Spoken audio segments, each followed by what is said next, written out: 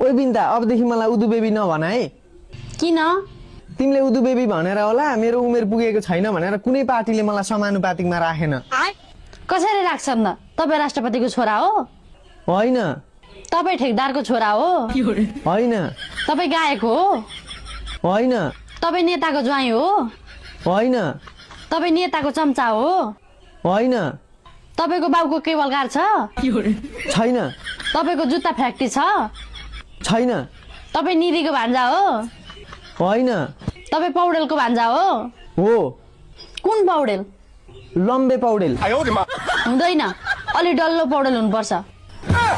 अनि समानुपातिक भनेको त चुनाव लड्न नसक्ने, सामाजिक आर्थिक रूपमा पछि परेको, महिला, दलित, आदिवासी, जनजाति, मधेसी, थारू, मुस्लिम, पिछडा वर्ग, सीमान्तकृत, अल्पसंख्यक समावेश गराउने होइन अनि?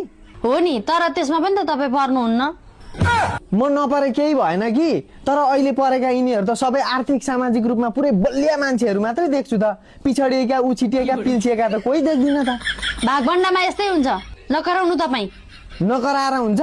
थोत्रेहरूले यस्तै गरेर जनताले खेदाएका होइन?